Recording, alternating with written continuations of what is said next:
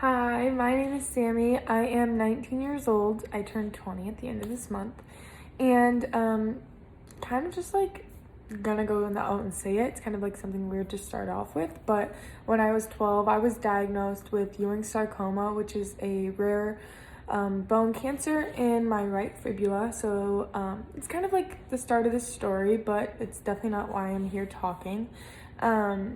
So part of going through chemo and the different treatment that I did for my cancer, I had to do 17 rounds of chemotherapy. And the chemo that I was on was kind of just like really toxic. It all chemo is, but the few that I was on targeted my heart, and since I was only 12 years old, my ovaries as well. So I am 7 years cancer free now.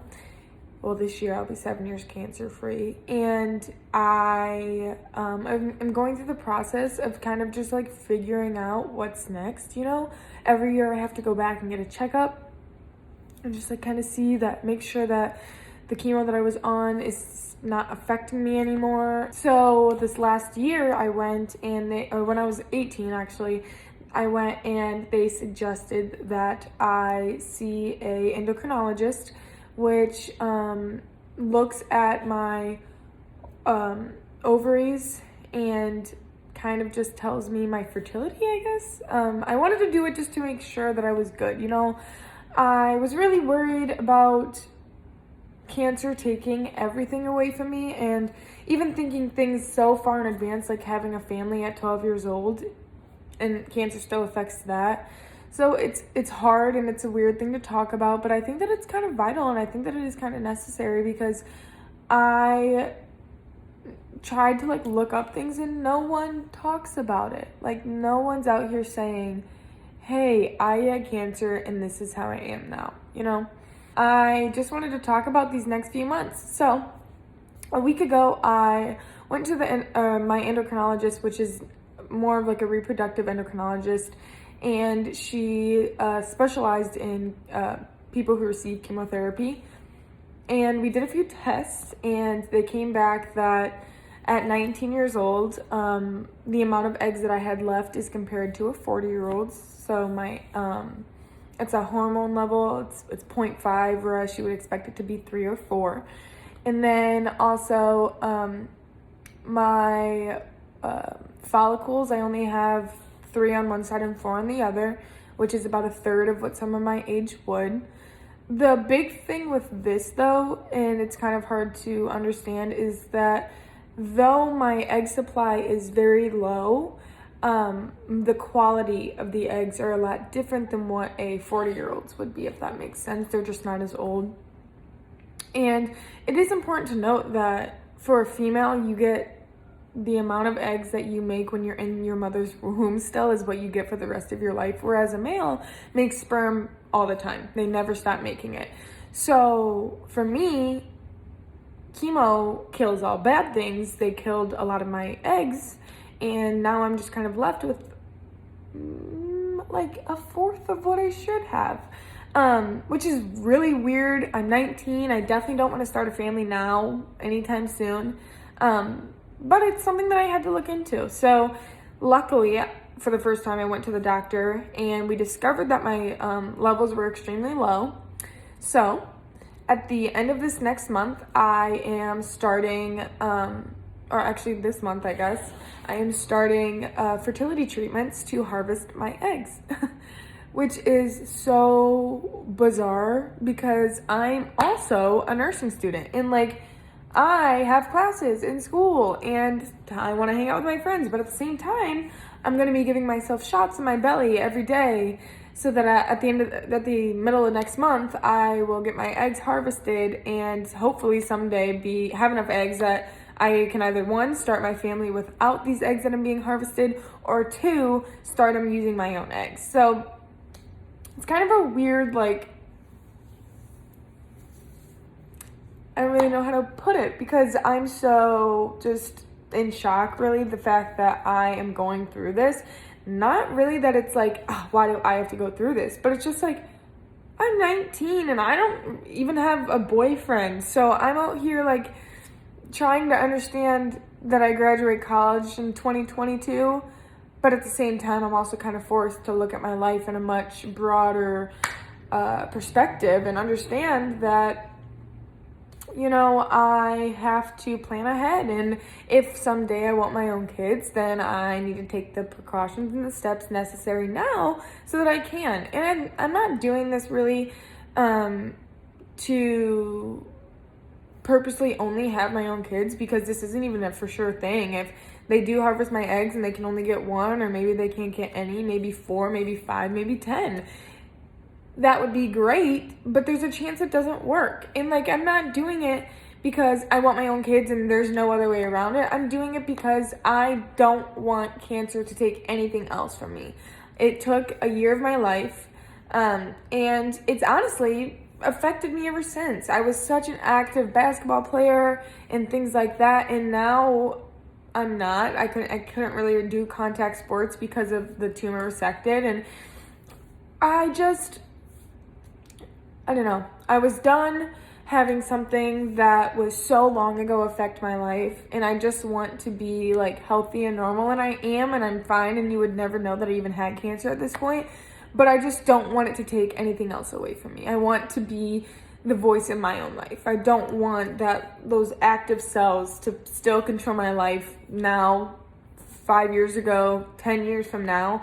I'm done, and I'm just kind of really anxious and excited to just see what happens next. And this is what I'm going to go through. I'm going to film these next month and a half of my fertility treatments and see what it's like, so that maybe someday I can help someone else. And even if it's just one person or just someone bored and wants to hear my story, I think that it's kind of important.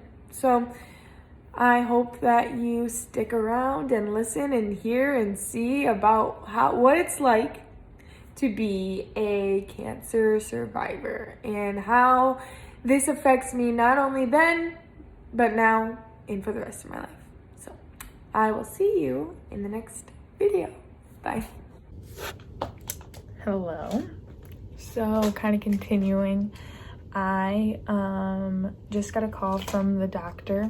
And basically she told me that my, I think estrogen, but I literally could be completely wrong, level was exactly where they wanted it, meaning that I am ovulating at this moment. So that is when I'm supposed to start medication. This is gonna be the first dose and the first step of me starting these fertility treatments. And I don't really know what to think about it, because it's such a hard thing to think about way later down the road. She told me it says take 1 tablet in the morning and 1 tablet at night. She told me I could take it both in the morning or both at night, however I wanted to break it up. For the first day, I'll probably just take them together, but since the label says at morning and at night, I'll probably just stick to that. But when I talked to the pharmacist about it, he was saying like I need to really make sure that I watch myself when I'm taking this medication. It's like really strong, and I can experience kind of adverse effects. So yeah, it's called estradiol. And we're so really little. So here's to kids, I guess.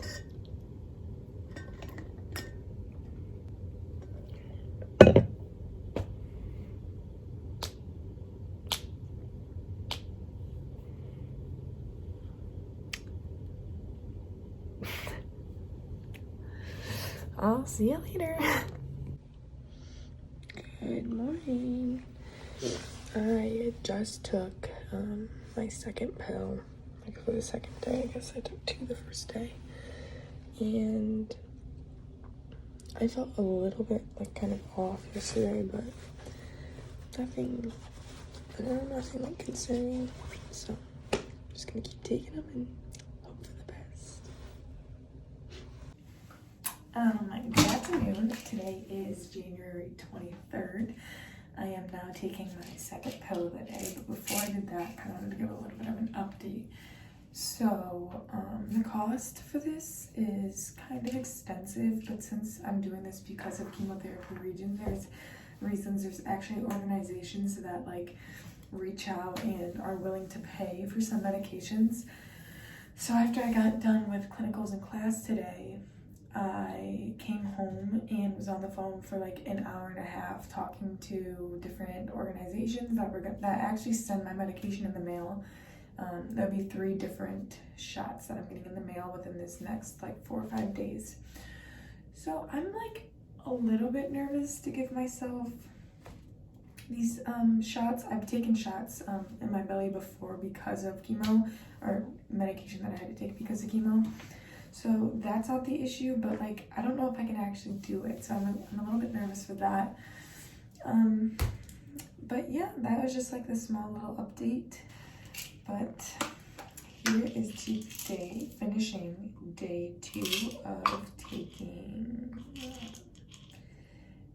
estradiol.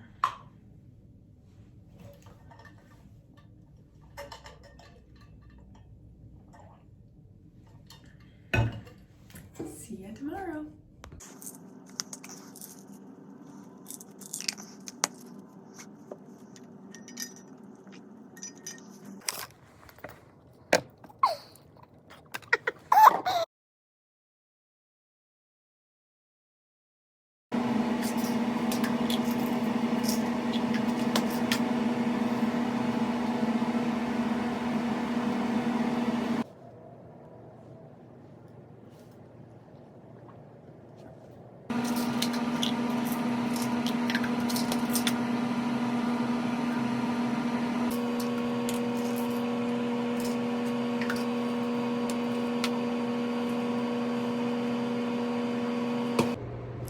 Good morning. It is January 29th, almost 8:30 in the morning.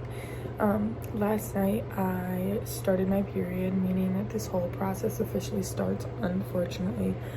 So when I called the doctor's office, which is like what I was supposed to do, she set me up with an appointment this morning. And so now I have to go there. And meaning that my shots and everything starts probably by the end of this week. I personally right now, the only thing I'm uncomfortable with is my period. It's awful. I feel terrible. And this has only kind of recently started. Like my periods haven't always been this bad. And I don't know what it is, but that needs solved immediately. But other than that, I'm okay.